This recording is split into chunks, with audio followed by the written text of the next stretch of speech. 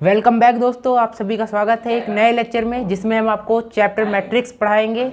ये chapter NCERT के अनुसार चैप्टर नंबर 3 है। तो उससे पहले के 2 चैप्टर हमने आपको करा दिए थे जिनका नाम रिलेशन एंड फंक्शन और आरटीएफ इनवर्स ट्रिग्नोमेट्रिक फंक्शन है। ये क्लास 12 का चैप्टर है। ये बहुत इंपॉर्टेंट चैप्टर है और ये बहुत सरल चैप्टर है। यदि आपने कुछ भी नहीं पढ़ा है अभी तक और यदि आपने क्लास 11th में अच्छे से नहीं पढ़ा है, आप सोचे ये चैप्टर में पीछे का कुछ आएगा, इसमें पीछे का कुछ भी रिलेटेबल नहीं है। बिल्कुल एक इंडिपेंडेंट चैप्टर है जिसको आप आराम से पढ़ सकते हैं और हमारे साथ इस लेक्चर को देख सकते हैं, जिसके अंदर इस लेक्चर में हम आपको इंट्रोडक्शन बताएंगे, बेसिक मैट्रिक्स कैसे काम करती है, क्या होता है अलजेब्रा ऑफ मैट्रिक्स, इन सारी चीज़ों के बारे में बताएंगे। तो शुरुआत करते हैं हमारे इस नए से लेक्चर की जिसका नाम है मैट्रिक्स की जय। तो मैट्रिक्स एक होता है, एक मैट्रिक्स मतलब सिर्फ एक मैट्रिक्स। यदि 2 मैट्रिक्स या फिर 3-4 मैट्रिक्स हैं तो उसका एक प्लूरल वर्ड हो जाए। जैसे कि एक वचन बहुवचन होता है, वैसे ये एक वचन है मैट्रिक्स माने एक वचन, इसका बहुवचन होता है मैट्रिसेस, इसका बहुवचन होता है मैट्रिसेस। ठीक है, इसका बहुवचन क्या होता है मैट्रिसेस। ठीक है, इसकी डेफिनेशन क्या होती है मैट्रिक्स की? Any set of elements arranged in regular M row and N column. इस डेफिनेशन का कोई यूज़ नहीं है, लेकिन हम आपको बता रहे हैं कि इसकी डेफिनेशन ये होती है। तो बहुत लोगों को कन्फ्यूज़न ये होती होगी, भैया सबका कन्फ्यूजन होता है सर जी बताओ रो क्या होता है, कॉलम क्या होता है। सबको बहुत ज़्यादा मात्रा में कन्फ्यूजन होती है। रो का मतलब ये होता है लेफ़्ट टू राइट, ये रो है, ये क्या है रो। ठीक है, और कॉलम क्या होते हैं ऊपर से नीचे, इसे क्या कहते हैं कॉलम कहते हैं। ठीक है, लेफ़्ट टू राइट रो है, ऊपर से नीचे को कॉलम कहते हैं। ठीक है जी, हो गया। तो आपको हमने बेसिक चीज़ बता दी। और मैट्रिक्स को डिनोट कैसे करते हैं? ऐसे करते हैं ए एम क्रॉस एन। ये सब मरीगे मार राम राम लिख के इतनी गुस्सा लागत है कि काप दबा जाए।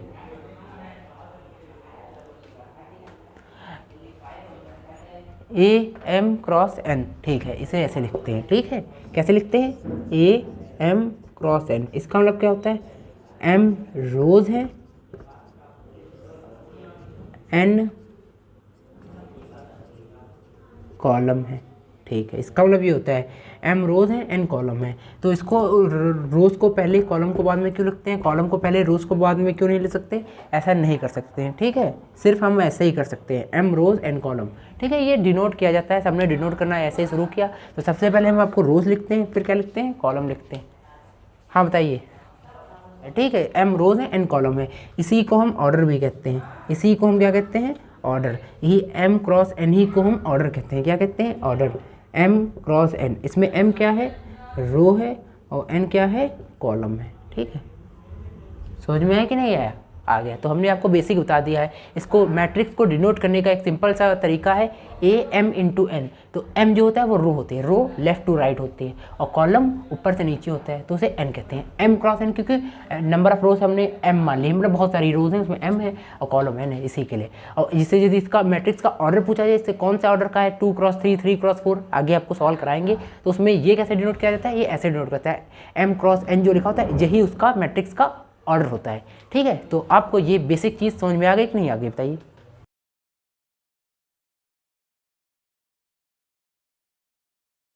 जैसे एक मैट्रिक्स है ए 3x4, तो इसका ऑर्डर क्या होगा? जैसे ये एम क्रॉस एन, जैसे हम लिखते हैं ए एम क्रॉस एन, वैसे ही होता है ए 3x4। इसके अंदर ऑर्डर क्या होता है? इसका ऑर्डर होगा 3x4। ठीक है, समझ में आया कि नहीं आ गया? अब इसके अंदर जो मैट्रिक्स के अंदर एलिमेंट होते हैं, मैट्रिक्स को हम ऐसे डिनोट करते हैं। कैसे? ऐसे। कैसे डिनोट करते हैं? ऐसे इस बॉक्स बना के। ठीक है, इसके अंदर होता है A11, A21, A31, ऐसे होता है, A12 होता है, A21, A22, ये स्क्वायर मैट्रिक्स है। ठीक है, तो इसको हम आपको बेसिक से बताते हैं। तो ये जो A11, A21 ये होते हैं। ठीक है, जैसे हमने एक मान ली एक मैट्रिक्स A3x3 की एक मैट्रिक्स मान ली। क्या मान ली? 3x3 की मतलब से हो गई। तो इसके अंदर क्या होंगे? इसमें हमको रोज, तो सबसे पहले m क्रॉस n होता है। m क्या होते हैं?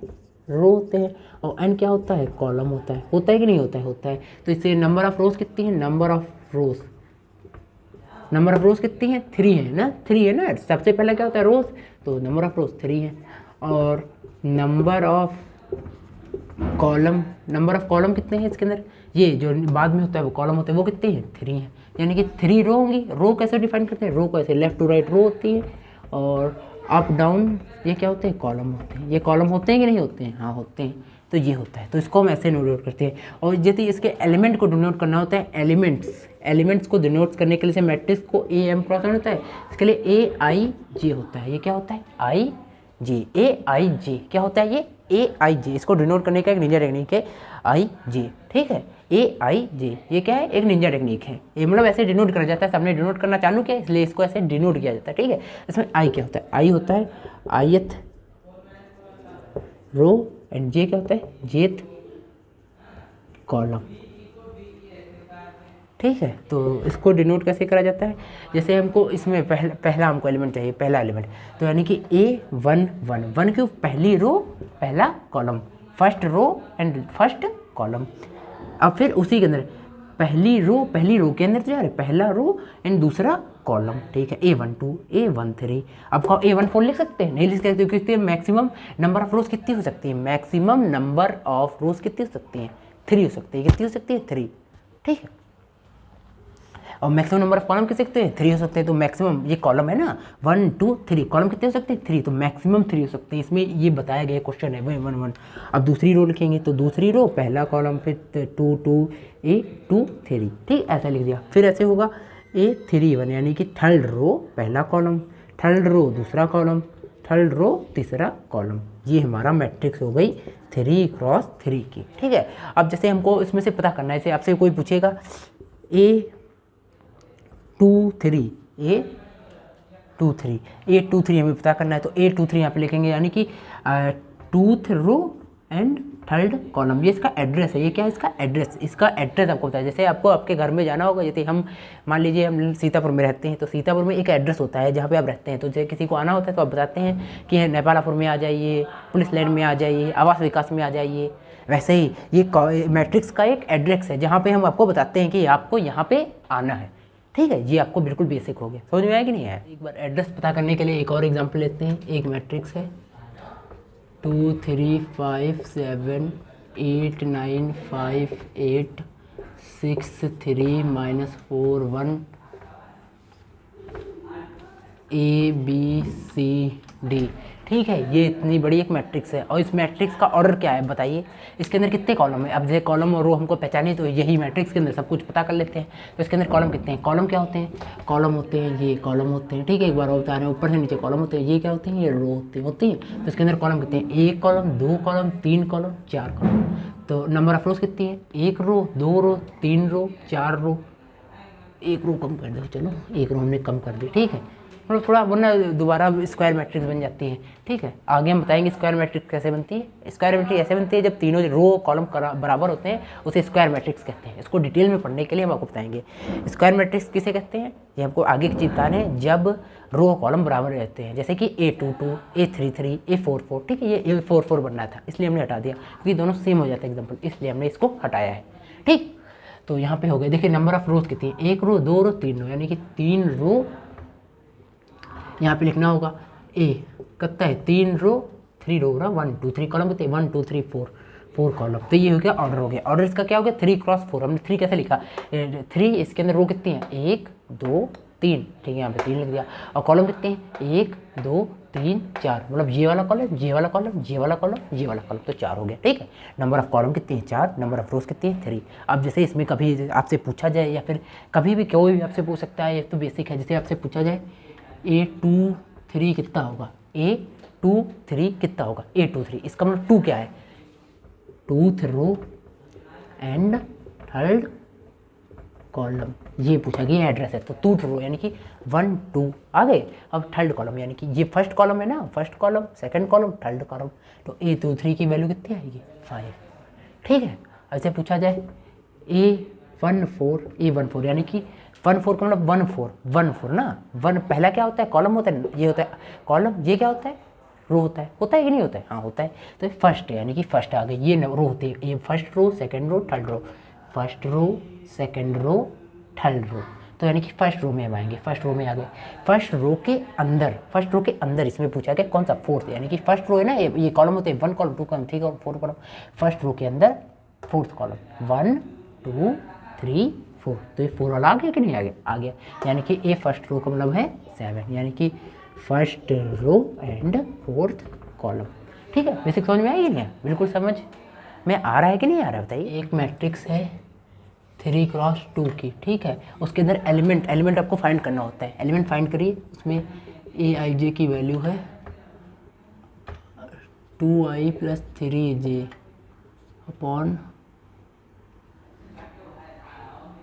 5, ठीक है, 2i + aij की वैल्यू दी है, क्या दी है 2i + 3j अपॉन 5। तो हम नंबर ऑफ रोज मैक्सिमम कितनी जा सकती है, मैक्सिमम नंबर ऑफ रोज कहाँ तक की जा सकती है बताइए। इसी के अंदर i j की वैल्यू कहेंगे, i j की वैल्यू कैसे मिलेगी, हम जानते हैं a 3x2 ये दिया है, एक गिवन है, क्वेश्चन आपको दिया है, इसको मैट्रिक्स फाइंड करनी है, क्या फाइंड करनी है मैट्रिक्स, तो ये एग्जाम्पल हमको बता रहे हैं, तो ये कैसे फाइंड करेंगे, तो यानी कि ये क्या होता है, ये रो होता है, ठीक है, ये कॉलम होता है, रो इंटू कॉलम, ऐसे तो चालू करते हैं कि नहीं चालू कर, ठीक है, ये रो हो गया, ये कॉलम हो गया। तो मैक्सिमम रोज कितनी हो सकती है 3 तक की, कितनी हो सकती है 3, तो आई की वैल्यू कहाँ से जाएगी 1 2 3, मैक्सिमम कितनी जा सकती है 3 तक, और जे की वैल्यू कहाँ से तक जाएगी 2 तक मैक्सिमम, यानी कि 1 2। समझ में आ गया कि नहीं आ गया, आ गया कि नहीं आ गया, मैक्सिमम 2 तक की। तो इसकी पहले एक मैट्रिक्स बनाते हैं ए 3x2 की, नंबर ऑफ रोज कितनी होंगी 3 होंगी, 1 2 3, यानी कि A11 A12, number of column maximum कितने हो सकते हैं 2 हो सकते हैं ना, नंबर मैक्सिमम कॉलम कितने हो सकते हैं 2, अभी हमने लिखा ना A12, फिर A21 A22 A31 A33, ठीक है, ये हमने लिख दिया, कैसे लिख दिया A11 A12 A21 A22 A31 A33, कैसे 3x2 की मैट्रिक्स है, यानी कि number of columns number of rows कितनी है, पहला होता है रो, तो नंबर ऑफ रोज कितने हैं 3, देखो 1 2 3, कॉलम कितने हैं 2 1 2, ठीक है, ये 3x2 की मैट्रिक्स बनेगी कि नहीं बनेगी, हमने ये बना लिया ना इसके अंदर एलिमेंट। अब यहाँ पे हमें आई और जे की वैल्यू दी है, कैसे A11 aij को कंपेरिजन करेंगे, क्या करेंगे कंपेयरिंग करेंगे, ठीक है, तो आई की वैल्यू क्या लेंगे हम 1, जे की वैल्यू 1, और A11 के लिए ठीक है, A11 के लिए आई की वैल्यू क्या लिया 1, जे की वैल्यू क्या लिया 1, ठीक है, यहाँ पे 1 पुट कर देंगे तो हो जाएगा 2 + 3/5 यानी कि 1, यानी A11 की वैल्यू कितनी आ जाएगी 1, आ गई कि नहीं आ गई, आ गई। A12 की वैल्यू, इसके अंदर क्या होगा आई की वैल्यू 1 लेंगे, क्योंकि कंपैरिजन करेंगे ना, आई की वैल्यू हो गई 1 और जे की वैल्यू क्या होगी, जे की वैल्यू हो गई 2। समझ में आ रहा है कि नहीं आ रहा है, हमको तो लग रहा है आ रहा है। तो यहाँ पे A12 की वैल्यू कैसे आएगी 2 + 3 2 = 6/5, यानी कि 8/5, यानी कि A12 की वैल्यू हो जाएगी 8/5, ठीक है। तो अब A21, यानी कि आई की वैल्यू हम क्या लेंगे, आई की वैल्यू क्या लेंगे 2 लेंगे ना, 2, आई की वैल्यू क्या लेंगे 2, और जे की वैल्यू क्या लेंगे 1, ठीक है। A21 में लेंगे 2 2 = 4, इसमें आई की वैल्यू इसमें पुट करेंगे, कहाँ पे पुट कर रहे हैं यहाँ पे 2 2 = 4 प्लस का 3/5, 4 3 7/5, यानी कि A21 की वैल्यू 7/5, ठीक है। ऐसे अब इसको मिटा देते हैं ना, मिटा देते हैं कि नहीं, आगे भी हमको बहुत सारी वैल्यूज फाइंड करनी है, इसलिए हम इसको इधर मिटा लें, ठीक है। अब यहाँ पे A22 की वैल्यू फाइंड करेंगे, क्या फाइंड करेंगे A22 की वैल्यू, यहाँ पे आई की वैल्यू क्या लेंगे 2 लेंगे, जे की वैल्यू क्या लेंगे 2 लेंगे, कहाँ से हमको ये कैसे पता चलता है आई की वैल्यू, ब्रह्म ज्ञान नहीं प्राप्त होता, यहाँ पे दे लिया है A22 की वैल्यू, आई की वैल्यू 2 जे की वैल्यू 2, ठीक है। तो यहाँ पे हम आई की वैल्यु जे की वैल्यू यहाँ पे पुट कर देंगे, ये क्वेश्चन में दिया होगा, यदि इस वर्ब के क्वेश्चन आएंगे तो यहाँ पे A22 की वैल्यू कैसे आ जाएगी 2 2 = 4 प्लस का 3 2 = 6/5, यानी कि 10/5, यानी कि 2, यानी कि A22 की वैल्यू कितनी आ जाएगी 2। हम यहाँ पे साइड में लिख रहे हैं, आप तो कॉपी में सारा सॉल्व करेंगे, जैसे हम सॉल्व करें स्टेप बाय स्टेप, कुछ मिटा लेंगे नहीं, सारा सॉल्व करेंगे। ये क्वेश्चन दिया आएगा तो 5 नंबर से नीचे नहीं आ सकता, यदि इस प्रकार का क्वेश्चन थोड़ा बड़ा होगा तो, ठीक। इस प्रकार के क्वेश्चन आते जरूर हैं हर साल। अब A31, यानी कि आई की वैल्यू क्या लेंगे 3, जे की वैल्यू क्या लेंगे 1, ये वाला फाइंड कर रहे हैं, ये वाला, ठीक है। तो आई की वैल्यू 3 रखेंगे, 3 2 = 6 प्लस का 3/5, आई की वैल्यू 3 2 = 6 प्लस का 3, यानी कि 9/5, यानी कि A31 की वैल्यू 9/5, ठीक है। अब A32, आई की वैल्यू क्या लेंगे 3 और जे की वैल्यू क्या लेंगे 2, 3 2 6 प्लस का 3 2 6 अपॉन 5 यानी कि 12/5। ए 3 2 की वैल्यू 12/5। ठीक है, ये आ गई कि नहीं आ गई। हमने सारी वैल्यूज़ फाइंड कर ली ना। अब यहाँ पे सारी वैल्यूज़ को यहाँ पे पुट कर देंगे। A11 की जगह पे जो वैल्यू हमने निकाली थी वो पुट करेंगे, A12 की जगह पे, A13 की जगह पे यही वैल्यू यहाँ पे हम क्या करेंगे पुट करेंगे। A11 की वैल्यू क्या आई थी 1 8/5, 7/5, 2 9/5 और 12/5 ये हमने निकाल दिया। ठीक है, बिल्कुल सिंपल सा क्वेश्चन हो गया कि नहीं हो गया। अब बहुत लोगों को कन्फ्यूजन ये होगी कि ये कैसे आ गया। यहाँ पे ये दिया ए मैट्रिक्स ऑफ 3x2, ऑर्डर कितना है 3 2, यानी कि नंबर ऑफ रोज कितनी, नंबर ऑफ रोज है 3 और नंबर ऑफ कॉलम है 2। ठीक है, हमको पता चल गया नंबर ऑफ रोज कितनी है, 1 रो 2 रो 3 रो। ठीक है, ये हो गया। तो कॉलम कितने हैं 1 2, यहाँ से पता चल गया। अब हमें ये आपके कितनी रो लें कितनी कॉलम लें ये कैसे पता चलेगी, यहाँ पे पता नहीं चल गया।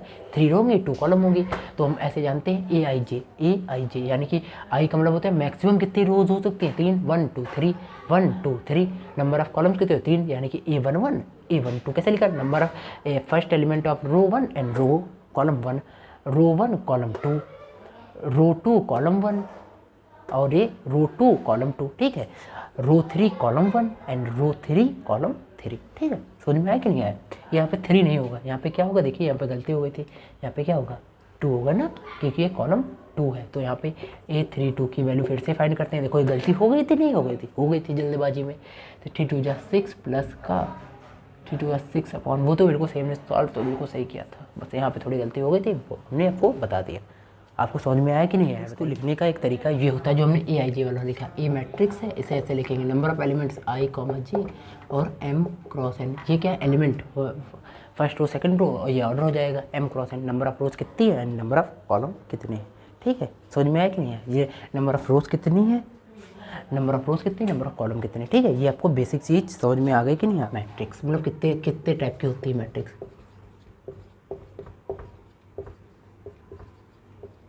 एक क्या होती है रो मैट्रिक्स। ठीक है, रो मैट्रिक्स में क्या होता है, सिर्फ एक रो होती है। कितनी रो होती है, सिर्फ एक रो होती है। Only row is 1, row is equal to 1। ठीक, कॉलम कितने भी हो सकते हैं लेकिन रो सिर्फ एक होगी।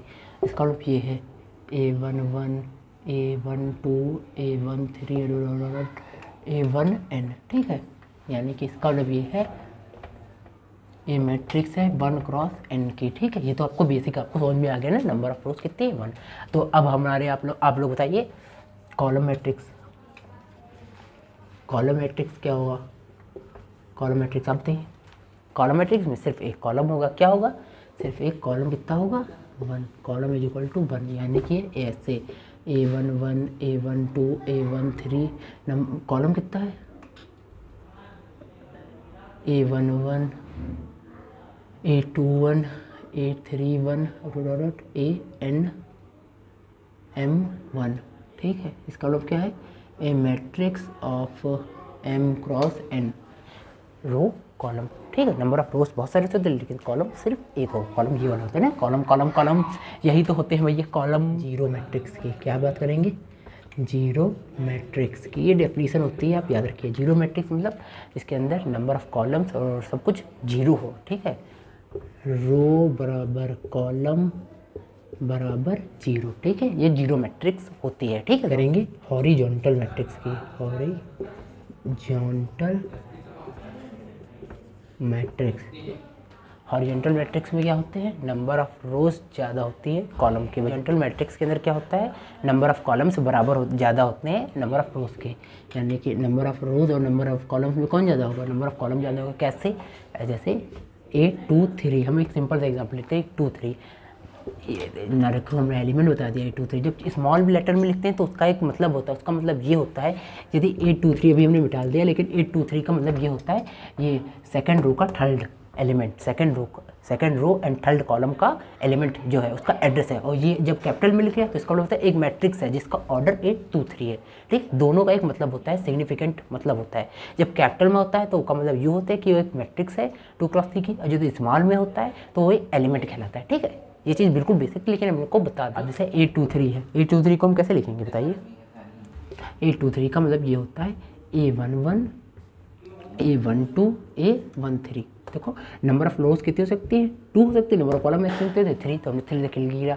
अब A21 A22 A23, ठीक है। आपका 3 वाले लिखे, रोज मैक्सिमम कितनी हो सकती है 2 हो सकती है, इसलिए यहाँ तक के लिए।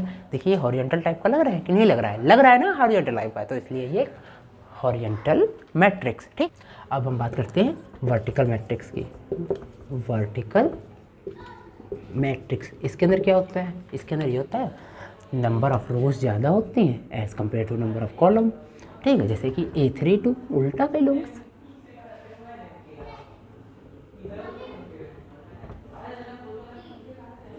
A12 A11 A12 A21 A22 A23 A33, ठीक है। देखिए मैक्सिमम नंबर ऑफ रोज कितनी होती है 3, हमने 3 नंबर कॉलम 2 हो सकते हैं, तो 2 हो गया, ठीक हो गया कि नहीं हो गया, हो गया। तो एक वर्टिकल मैट्रिक्स है, ठीक है। रो मैट्रिक्स सिर्फ एक रो होगी कॉलम में, एक कॉलम में जीरो मैट्रिक्स मतलब जीरो होगा। हॉरिजॉन्टल मैट्रिक्स बराबर होगा वर्टिकल मैट्रिक्स, इसके अंदर नंबर ऑफ रोज ज़्यादा होंगी, ठीक है। ये चीज़ सिंपल, आपको समझ में आ रहा है कि नहीं आ रहा, बताओ आ रहा है।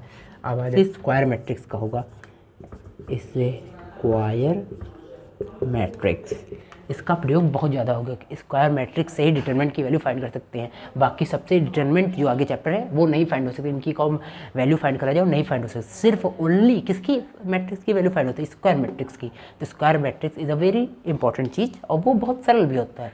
इन सब में आपको दिमाग लगाना पड़ेगा, नंबर ऑफ रोज किस में, नंबर ऑफ कॉलम किस में, ये सब इसमें क्या है, ये दोनों चीज़ सेम होती है। स्क्वायर का मतलब नंबर ऑफ रोज बराबर नंबर ऑफ कॉलम, जैसे कि A33 नंबर ऑफ रोज बराबर नंबर ऑफ कॉलम, ऐसे लिखेंगे। A11 maximum number of rows कितनी हो सकती है 3, रो इंटू कॉलम होता है कि नहीं होता, होता है, तो 3 यानी A11 A12 की first row second column, A13 A21 A31 A22 A32 A23 A33, ठीक है। ये हो गया कि नहीं हो गया, हाँ मैक्सिमम नंबर ऑफ, ऐसे A22 नंबर ऑफ रोज बराबर नंबर ऑफ कॉलम, A11, ठीक है, A44, ये सारी जितनी मैट्रिक्स होती हैं वो एक स्क्वायर मैट्रिक्स होती हैं। इसका मतलब क्या होता है, नंबर ऑफ रोज बराबर नंबर ऑफ कॉलम, जिसमें बराबर होता है तब वो एक स्क्वायर मैट्रिक्स कहला जाता है। ये हमारे यहाँ का बहुत भौकाली आदमी है, ये आता है तभी सब पूरा कार्य होता है, तो ये भौकाली आदमी को आप ध्यान में रखिएगा, ठीक है। तो आप सारी मैट्रिक्स को आप अपनी कॉपी में उतार सकते हैं। सेज ऑफ मैट्रिक्स, ये भी एक इम्पॉर्टेंट चीज़ है, ये NCERT में हमको नहीं लगता दी हुई है, ठीक है। तो ये भी ध्यान रखिए, ये NCERT में है, लेकिन इसका प्रयोग NCERT में खूब मात्रा में कराया गया है। यानी क्या होती है, ट्रेसेस ऑफ मैट्रिक्स की होती है sum of all PD and LD। अब कैसे होती है, ये सिर्फ स्क्वायर मैट्रिक्स में होता है। देखा, हमने कहा था स्क्वायर मैट्रिक्स का प्रयोग होने लगा। स्क्वायर मैट्रिक्स बहुत इंपॉर्टेंट चीज़ है, खाने में नमक के बराबर है, तो ये बहुत ज़्यादा इंपॉर्टेंट चीज़, ठीक है ना, स्क्वायर मैट्रिक्स, ठीक। स्क्वायर मैट्रिक्स तो ओनली फॉर स्क्वायर मैट्रिक्स, ठीक है। यहाँ पे लिख दो स्क्वायर, ठीक है। तो कैसे होता है, जैसे हम 133 एक मान लेते हैं, जैसे अभी माना था, फिर से लिखना पड़ेगा। A11 A12 A13 A21 A22 A23 A31 A32 A33, ये एक स्क्वायर मैट्रिक्स है। ये जो बराबर है ना, A11 A22 A33, यहाँ पे एक लाइन कटती है, ये लाइन कट गई, ठीक है। से अप लेफ्ट से डाउन राइट की तरफ, कहाँ तक की डाउन, ये जो कटा है लाइन, ये जो हमने लाइन कटी है ना A11 A22 A33, इसे हम प्रिंसिपल डायगोनल कहते हैं। इसे क्या कहते हैं हम, प्रिंसिपल डायगोनल। भाई PD का मतलब क्या होगा, प्रिंसिपल डायगोनल यानी कि PD। और जैसे इन घर में किसी आदमी का नाम होता है, बहुत बड़ा नाम राय सिंघानिया, और प्यार से उसे टिल्लू बुलाते हैं। घर में किसी आदमी का नाम राय सिंघानिया, लेकिन प्यार से उसे क्या बुलाते हैं, टिल्लू। वैसे ही इसका नाम है प्रिंसिपल डायगोनल, लेकिन प्यार से इसे लोग लीडिंग डायगोनल बुलाते हैं। क्या बुलाते हैं, लीडिंग डायगोनल। क्या बुलाते हैं इसे, लीडिंग डायगोनल। टिल्लू भाई अपने, ये भाई कौन से अपने, टिल्लू भाई, ठीक है। ये प्रिंसिपल डायगोनल क्या होती है, A11 A22 A33, और ये होती है ये वाली जो है अप लेफ्ट से डाउन लेफ्ट की तरफ, अप राइट से राइट से ना लेफ्ट की तरफ, ठीक है, अप राइट से लेफ्ट। ये प्रिंसिपल डायगोनल होता है। ये क्या होता है? Principal diagonal. अप यहाँ से यहाँ तक ये होता है डाउन डायगोनल। ये क्या होता है? डाउन डायगोनल, ठीक है, ठीक है। ऑफ डायगोनल से प्यार से ऑफ डायगोनल कहते हैं। इसका ज़्यादा प्रयोग नहीं होता है, याद रखिएगा। अप राइट से डाउन लेफ्ट की तरफ। और प्रिंसिपल डायगोनल PD किसे कहते हैं? यहाँ से A11 A22 A33, ठीक है, यानी कि अप लेफ्ट से डाउन राइट की तरफ, ठीक है। तो इसका ट्रेस क्या होगा? ट्रेस होगा A11 plus A22 plus A33, ये लीड प्रेस, ठीक है। अब ऐसे कैसे लिखेंगे? ट्रेस हमने लिख दिया, ट्रेस ऑफ एलिमेंट A। हम कौन से एलिमेंट का मतलब कौन सी मैट्रिक्स का लिख रहे हैं ना? A। यहाँ पे देखो कैपिटल में लिख दिया था ना, तभी गलत था ना? गलत था कि नहीं था? बताओ। गलत था। आप लोग चिल्ला भी रहे होगे, अपने स्मॉल में लिख दिया, अभी हमको बहादुर देख के आए हो तो क्या लिख के दो? अरे गलती हो जाती है बच्चे से। तो समझ में आ गया कि नहीं आ गया ना? ये तो बिल्कुल सिंपल सी PD एलिमेंट्स क्या होते हैं? AIJ। यहाँ पे क्या होता है? I बराबर, और क्या होता है? एक होता है अबव PD एलिमेंट्स। इसमें क्या होता है? ये J ज़्यादा होता है, J ज़्यादा होता है। एक पॉइंट होगा, ये होता है। एक होता है बिलो PD एलिमेंट्स। इसके अंदर I ज़्यादा होता है, नंबर ऑफ रो ज़्यादा होती है कॉलम से, ठीक है। ये इंपॉर्टेंट चीज़ है जिसको हमने आपको बढ़िया एक मैट्रिक्स का नाम बताते हैं। कितना बढ़िया चल रहा है ये, मारे सिटू आके धाड़।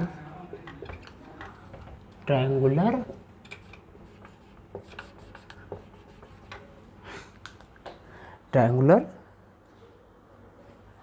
बहु मैट्रिक्स। पहला मैट्रिक्स का नाम है अपर ट्रायंगुलर मैट्रिक्स है, ठीक है।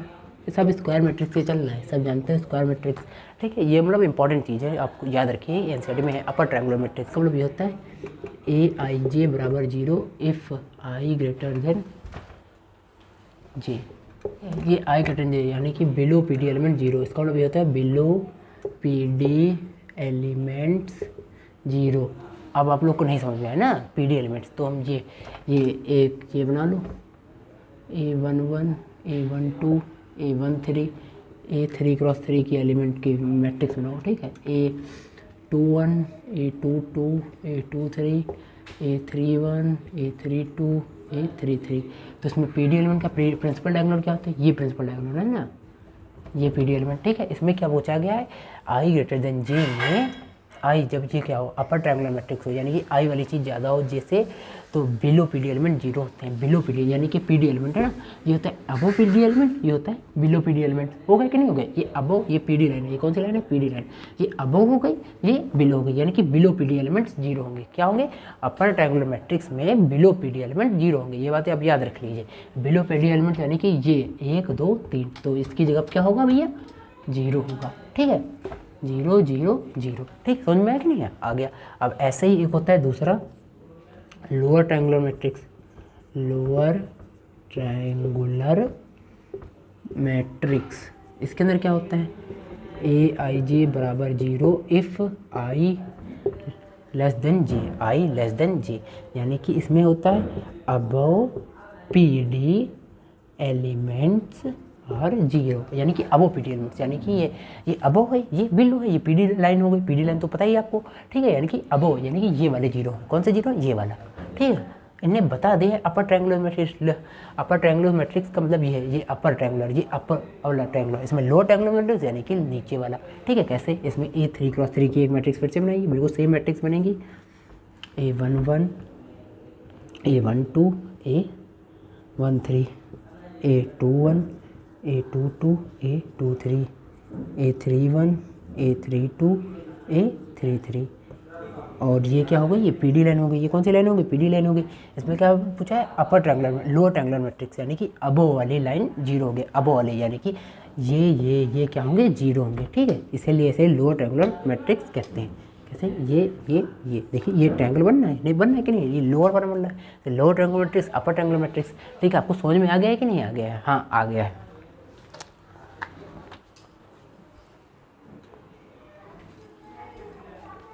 अब हम आपको बताएंगे डायगोनल मैट्रिक्स के बारे में। कौन सी मैट्रिक्स के बारे में? Diagonal matrix. डायगोनल मैट्रिक्स क्या होती है? इसके अंदर क्या होते हैं, जो पीडी एलिमेंट्स हैं उनको छोड़ के सब कुछ जीरो होता है। अपर triangular matrix, lower triangular matrix, सब कुछ मतलब सब कुछ जीरो होता है, यानी कि अपर वाले भी जीरो, नीचे वाले भी जीरो, दोनों जीरो होते हैं, यानी कि अपर लोअर दोनों की चीज़ जीरो होते हैं। अब पीडी एलिमेंट्स क्या होते हैं, फिर से हमको वही चीज़ बनानी पड़ेगी। अब आपके लिए लिखना तो पड़ता ही है, A11, A12, A13, A21, A22, A23, A31, A32, A33 लिख दिया। ये एक 3x3 की मैट्रिक्स है। आप अब लोग जवाब देंगे, आप लोग 3x3 के लेते हैं, आपके सिलेबस में 3x3 तक की है। आगे यदि आप बीएससी पढ़ेंगे तो आपको आगे भी मिल सकती है 4x4, बाकी 2x2 में मजा नहीं है कि 3x3 की ज़्यादा आपके पास मैट्रिक्स होती है, इसीलिए हमने ये ले लिया। इससे छोटे में तो आप कर ही लेंगे। अब A22 भी बिल्कुल सेम होगा। अब लिख ली भैया, वरना आप लोग वो जवाब दे दो। ठीक, लिख लिया। अब इसमें इसका मतलब क्या है, जो पीडी एलिमेंट्स क्या होंगे, ये वाले पीडी एलिमेंट्स होंगे, यही डायगोनल होता है, यही पीडी एलिमेंट्स हैं। ठीक, इसको छोड़ के सब कुछ जीरो होगा, इसको छोड़ के सब कुछ जीरो होगा, इसमें इसको छोड़ के सब कुछ जीरो, यही पीडी एलिमेंट्स तो है कि A11, A12, A22 हो गए, ये दोनों चीज़ जीरो हो गए। इसमें क्या होगा, A11 जीरो जीरो, A12, ठीक, यही बचेगा। इसमें क्या बचेगा, इसमें इसको छोड़ के पीडी एलिमेंट्स को छोड़ के सब कुछ दादा जीरो होगा। क्या होगा, A11, A22, A33, मतलब सेम चीज़ को छोड़ के, ठीक है, जीरो। ठीक है, समझ में आ गया कि नहीं? डायगोनल मैट्रिक्स इसे कहते हैं। ठीक है, यही डायगोनल मैट्रिक्स है। अब जैसे डायगोनल मैट्रिक्स है, इसको लिखने का एक निंजा टेक्निक ये है, इसको ऐसे लोग लिखते हैं डायग ए। डायग ए क्या लिखते हैं, डायग ए। डायग ए का मतलब क्या होता है? अब ये तो मिटा देना, समझ में आ गया? तो बेसिक चीज़ थी, आपको छोटी चीज़ बता दी थी। ठीक, अब डायग ए। डायग ए का मतलब ये है, डायग इसका मतलब ये है, डायग ए का मतलब इसके अंदर ये खाली यही तो बचेगा, A11, A22, A233। ठीक है, ठीक है, ये हो गया डायग। ये क्या हो गया, डायग, यही बचेगा, इसको छोड़ के सब कुछ जीरो हो जाएगा। अब एक निंजा टेक्निक ये है, जब आप इसका जैसे अब ये लगा लिया, इसके आगे एक चैप्टर होता है डिटरमिनेंट, जो हम आपको पढ़ाएंगे। ठीक है, अब उसमें यदि आपको इसका डिटरमिनेंट निकालना होगा तो आपको सब कुछ मल्टीप्लाई करना पड़ेगा, बहुत कुछ बवाल करना पड़ेगा।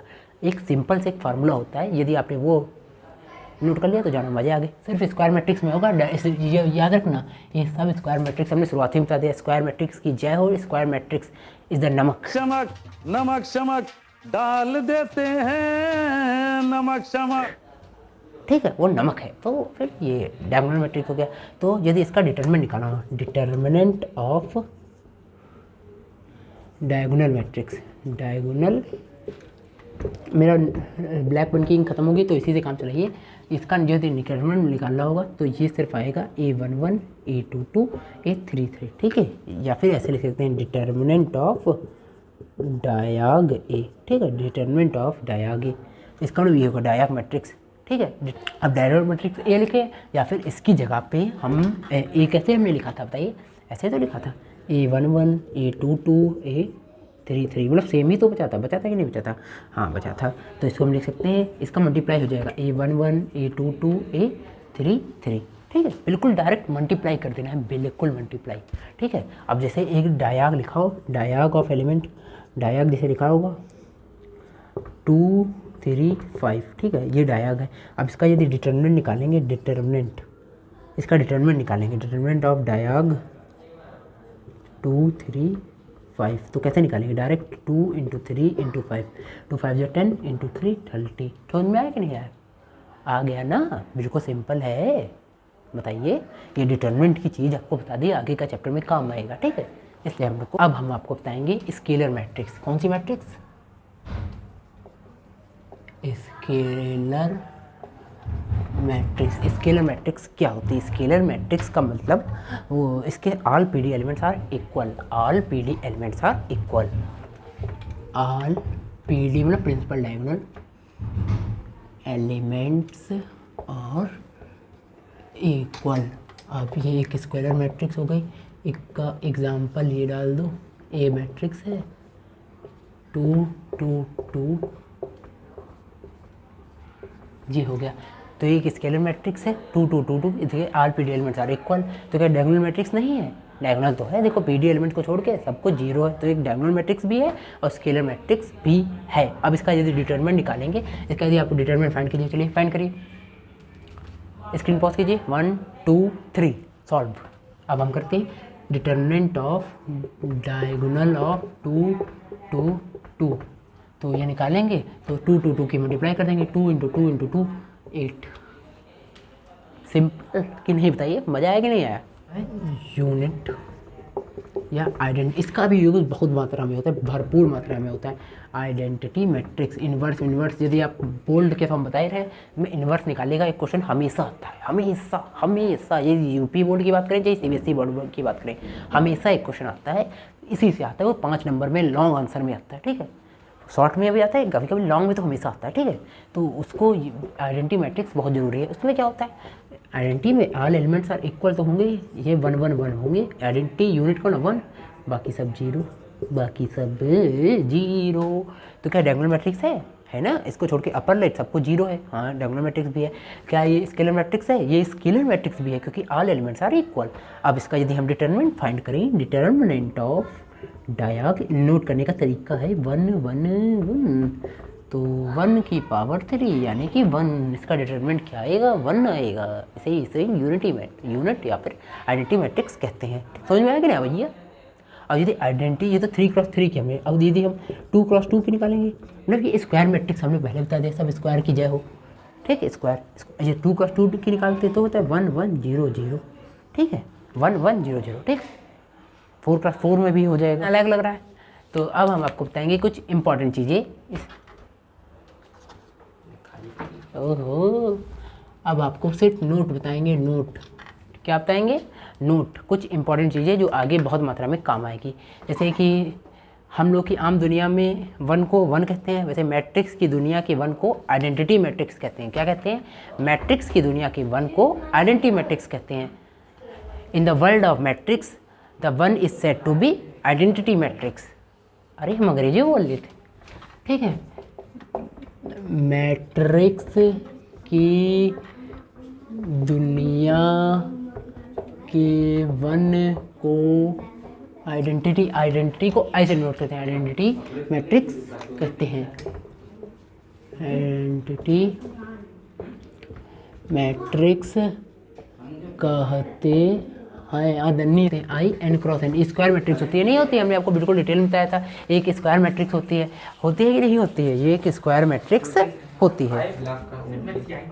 ए एन क्रॉस एन कुछ भी ऑर्डर हो, उसका यदि पावर 0 है तो एक आइडेंटिटी मैट्रिक्स कहलाती है। क्या कहलाती है? एक आइडेंटिटी मैट्रिक्स। ये स्क्वायर मैट्रिक्स होनी चाहिए। आइडेंटिटी मैट्रिक्स कब कहलाएगी? जब वो एक स्क्वायर मैट्रिक्स होगी, ठीक है।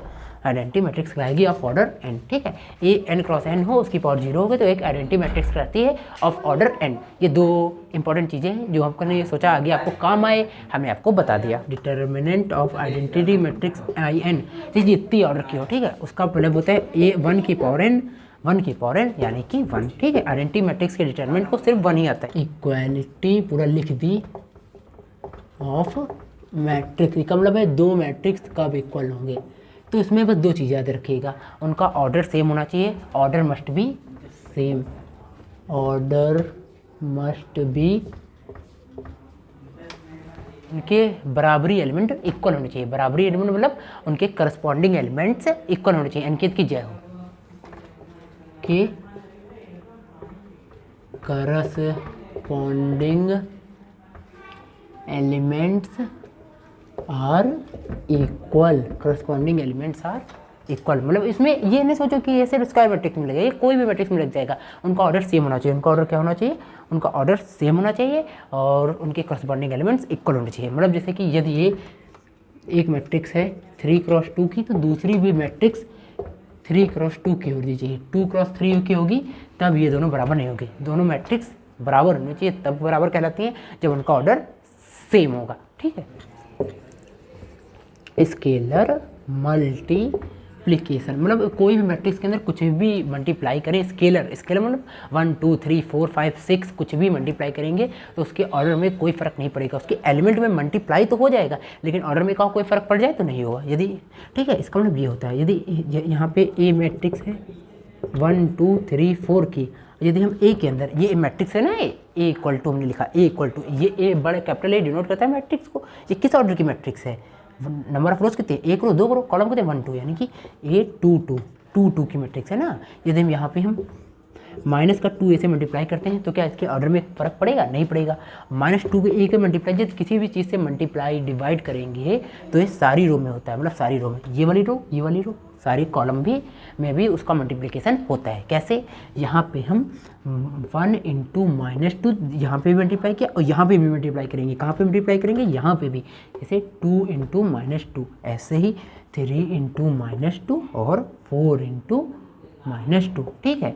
और इसको यदि हम सॉल्व करेंगे, -2 की वैल्यू -2 -4 -6 -8, ठीक है। यदि हम 2 कॉमन लेंगे, यदि 2 कॉमन लेंगे तो सब में से कॉमन निकल आएगा, सब में से कॉमन निकल आएगा। यदि कॉमन लेने की नहीं जरूरत कोई, जैसे 2 कॉमन लेंगे, इसमें देखो 2 कॉमन लिया गया, कैसे -2 है, कैसे कॉमन हुआ? यहाँ से सबसे हमने 2 खींच लिया, -2 कॉमन ले लिया, मल्टीप्लाई करेंगे तो सारी रो में सबका हम मल्टीप्लाई होगा। यूँ नहीं सोचो सिर्फ अत्ते मुझे ना हो जाए, नहीं, वो गलत है, वो ख्वाब गलत है। आपको सब में मल्टीप्लाई करना होगा, सब में मल्टीप्लाई करना होगा, ठीक। और इक्वालिटी ऑफ मैट्रिक्स क्या होगी? मतलब दोनों के ऑर्डर सेम होना चाहिए और कॉरस्पॉन्डिंग एलिमेंट बराबर होंगे। नहीं, अभी आपको एक क्वेश्चन करके दिखाएंगे, सब कुछ समझ में आ जाएगा।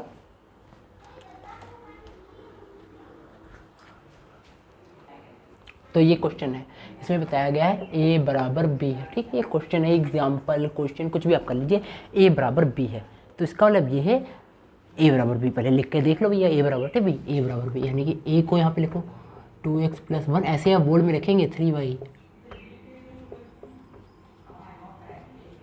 बराबर x + 3 y² + 2 0 -6, ठीक। ये हो गया, ठीक हो गया। कॉरस्पॉन्डिंग कॉलम लिए ये A11, ये A11, A1 है तो है ना, A11 first row first column, A11 यानी कि A11 दोनों का बराबर होगा। कहने का तात्पर्य ऐसे ही A12 बराबर होगा A12 के, ठीक। ऐसे इसका तात्पर्य, कॉरस्पॉन्डिंग एलिमेंट का तात्पर्य ये है। देखो अब हमने बराबर कैसे कर दिया, जादू नहीं कर दिया, अब कभी भी बराबर ना होता है। लेकिन ये कौन से है? 2 × 2 की है ये, देखो number of rose number of column बराबर है, रो कॉलम 2 × 2 है, दोनों बराबर है ना। 2 × 2 की मैट्रिक्स है, ये भी 2 × 2 की है, ये भी 2 × 2 की है, बराबर है, तभी हमने इसको बराबर कर दिया, ठीक है। अब A11 यानी कि 2x + 1 बराबर x + 3, तो सॉल्व करेंगे, इसको इधर ले आएंगे, x ये इधर आएगा, यहाँ पे आ जाएगा x की वैल्यू 2, ठीक है। हो गया ना, x की वैल्यू 2, ठीक है, ये फर्स्ट। अब दूसरा A11 हो गया, अब A12 के बराबर करेंगे 3y बराबर y² + 2, तो फिर y² - 3y + 2 बराबर 0, y की वैल्यू -1 × y की वैल्यू 1, 2, ठीक है। अब तीसरा है A21 बराबर A21, यानी कि ये 2 1 यानी कि ये 0 का बराबर 0, यानी कि x, y belongs to r। 0 बराबर 0 मतलब x की वैल्यू कुछ भी रखो, y की वैल्यू कुछ भी रखो, हमेशा आएगी, यानी कि सब कुछ रियल नंबर होगा। क्या होगा? रियल नंबर होगा, ठीक है। अब फोर्थ पार्ट, y² - 5y बराबर -6, दिस इम्प्लाइज y² - 5y + 6 बराबर 0, y की वैल्यू 2, 3। अब आप लोग को तो डायरेक्ट आप लोग निकाल दे हो, ये वैल्यू आंसर निकाल दे हो, लेकिन एक चीज़ हमेशा रखो, ये सब कुछ जब करेंगे तो उनका इंटरसेक्शन लेना पड़ता है। क्या लेना पड़ता है? इंटरसेक्शन। यदि आप JEE मेंस की तैयारी कर रहे हैं, JEE एडवांस की तैयारी कर रहे हैं, कोई भी कंपटीशन की तैयारी कर रहे हैं, यदि आप बेसिक भी पढ़ रहे हैं, तो उसके लिए आपको ये चीज़ बहुत इंपॉर्टेंट है। तो इसके तात्पर्य ये है, यहाँ पे x = यहाँ पे y की वैल्यू कुछ भी ले सकते हैं, यानी कि y बिलोंग्स टू r, यहाँ पे x बिलोंग्स टू r, क्योंकि x की वैल्यू कुछ भी लो, यहाँ पे फ़र्क ही नहीं पड़ेगा। इसके अंदर x one y belongs to r, यहाँ पे भी x बिलोंग्स टू r, क्योंकि x की वैल्यू यहाँ पे कुछ भी लो तो कुछ फ़र्क पड़ेगा नहीं पड़ेगा। इन सब का क्या लेना पड़ेगा? इंटरसेक्शन। इन सब का क्या लेंगे? इंटरसेक्शन। इन सब का जब इंटरसेक्शन लेंगे तो सबकी जो कॉमन वैल्यू होगी, इंटरसेक्शन मतलब जो कॉमन वैल्यू, देखो x की वैल्यू 2 यहाँ पे भी आ रही है, इसमें भी x की वैल्यू 2 आ रही है, सब में x की वैल्यू 2 आ रही है और y की वैल्यू भी 2 आ रही है, ठीक है। वैसे तो वैल्यू बहुत सारी आ रही है, लेकिन मैं कौन सी वैल्यू ली? x की वैल्यू 2, y की वैल्यू 2 आप लोग को आ गया, लेकिन आपको ये नहीं पता होगा बहुत लोगों को कि यहाँ पे हमने 2 क्यों लिया बहुत सारी वैल्यू में। इसका तात्पर्य ये है कि हमने सबका इंटरसेक्शन लिया। और यहाँ पे y बराबर r क्यों आ गया, क्योंकि यहाँ पे y के कुछ फर्क ही नहीं है, यानी कि y को हम कुछ भी रखें, y को कुछ भी रखेंगे मतलब कोई भी रियल नंबर ले सकते हैं। या यहाँ पे x y बराबर 0 कैसे आ गया, यहाँ पे ऐसे आ गया क्योंकि x y की वैल्यू हम कुछ भी रखें हमेशा 0 आएगा, इसलिए हमने x y belongs to r लिख दिया। ठीक है, तो ये चीज़ बहुत इंपॉर्टेंट थी, ये चीज़ को आपको ध्यान में रखना होगा।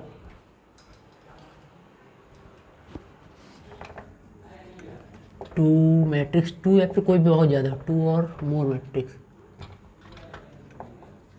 टू और more matrix can be added या subtracted if and only if, वही सेम चीज़, their order must be same, ये पहली कंडीशन।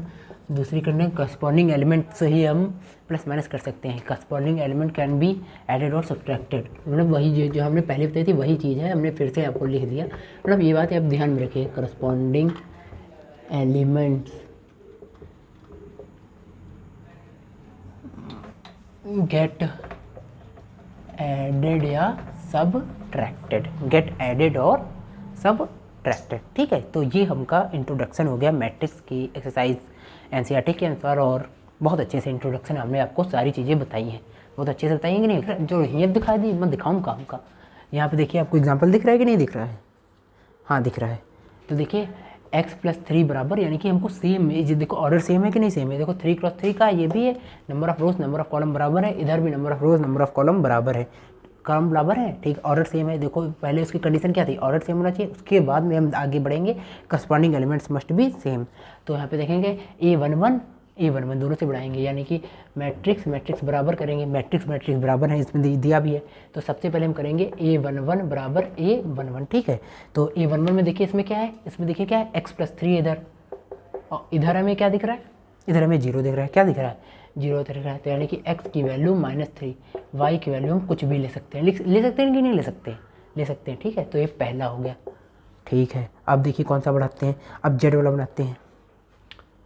A12 बराबर A12, इसका 12 और इसका 12 दोनों को बराबर करते हैं, यानी कि z+4 बराबर 6, z की वैल्यू 2। ठीक, यानी कि x और y को हम कुछ भी ले सकते हैं, इसमें हम z को भी कुछ भी ले सकते हैं।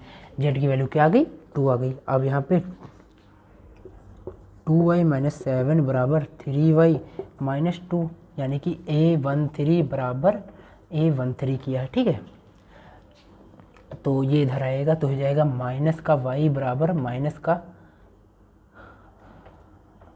इधर आएगा तो माइनस का हो जाएगा, माइनस का y, और ये इधर आएगा तो प्लस का हो जाएगा 5, y बराबर माइनस का 5, यानी कि x और z कोई भी हो सकते हैं। ठीक है, y को एक बार और लिखा सकते हैं, y की वैल्यू आ गई, y की वैल्यू आ गई, y की वैल्यू आ गई कि नहीं आ गई। अब इसमें और बहुत सारे लोगों की आनी है, अब किसकी आनी है, a की। तो a हमको निकालना है ना, सारे जितने वो हैं क्या है, ABCD सबकी निकालनी है, ABC XYZ सबकी निकालनी है। अब a की निकालने के लिए इसमें a कहाँ पे है, हमको दिख रहा है A22 पे है। आप कौन सा निकालेंगे, A22 कंपेरिजन करेंगे, क्योंकि a यहीं पे है ना, A21 पे तो -6 और इधर -6 है, तो बराबर है, ये ही है, इधर वो करना पड़ेगा A21 पे और A22 पे, दोनों को बराबर करना पड़ेगा। इधर A22 पे क्या है, A-1 दिख रहा है कि नहीं दिख रहा है, हाँ दिख रहा है, और इधर क्या है -3, तो a की वैल्यू आ जाएगी -2, आ गई कि नहीं आ गई। ठीक है, अब b को कंपेरिजन कर, c को कर लेते हैं, इधर A23 इधर भी A23। ठीक है, ऐसे यदि आप लिखेंगे A23 तो मज़ा आ जाएगा। ठीक है, तो नंबर मिले मतलब थोड़ा अच्छा लगता है इसको नोटेट करने में। इधर 0, यहाँ पे 2c + 2, c की वैल्यू आ जाएगी -1, c की वैल्यू क्या आ गई, -1। ठीक है, c की वैल्यू पे आ गई। अब b की वैल्यू इधर से आ जाएगी, A31 बराबर A31। देखो third row first column, third row first column, जिसमें आपको दिख रहा है क्वेश्चन। तो यहाँ पे थर्ड रो में क्या है, B-3, इधर क्या है 2b - 4, B-3 2b + 4, हाँ दिख रहा है कि नहीं दिख रहा, हाँ दिख रहा है। तो यहाँ को कंपेरिजन करेंगे तो ये इधर आएगा ना, तो हो जाएगा माइनस का b, ये इधर जाता है तो माइनस का हो जाता है, ये इधर जाता है, सेम साइन मतलब साइन पलट जाते हैं प्लस माइनस में, ये इधर गया तो माइनस का होगा, ये इधर रहेगा तो ये प्लस का हो जाएगा, यानी कि हो जाएगा 4 + 7, यानी कि b की वैल्यू हो जाएगी -11। b की वैल्यू क्या आ जाएगी भैया, -7 आ जाएगी, 4 3 7, देखो ना ये 4 3 7 है, 7 माइनस का ठीक है, -7। ठीक है, सारी वैल्यूज़ आ गई। समझ में आया कि नहीं आया? एग्जाम्पल नंबर 4 तो हो गया। एक और कोई एग्जाम्पल कर देगा। The possible order can be, यहाँ पे आपको देखो एग्जांपल दिख रहा है कि नहीं दिख रहा है? ठीक है। If a matrix have 8 element, कितने एलिमेंट्स हैं? 8। मैक्सिमम एलिमेंट्स कितने हो सकते हैं उनका? 8 एलिमेंट्स। ठीक है, 8 एलिमेंट्स है, तो उनका पॉसिबल पेयर क्या होगा? उसका पॉसिबल पेयर क्या होगा और वो कितने ऑर्डर की बन सकती है? वो कितने ऑर्डर की बन सकती है? तो 8 है ना, तो 8 के फैक्टर कर लो, सीधी बात। 8 के फैक्टर करेंगे, 1,8 इसका एक पेयर हो गया, 8,1 इसका उल्टा हो गया, एक 2,4 एक पेयर हो गया, और एक 4,2 एक पेयर हो गया। बन गया कि नहीं बन गया? यही तो एक पेयर है ना इसके फैक्टर। तो इसके ऑर्डर क्या हो सकते हैं? ऑर्डर हो सकता है 1 क्रॉस 8, 8 क्रॉस 1, 2 क्रॉस 4 और 4 क्रॉस 2।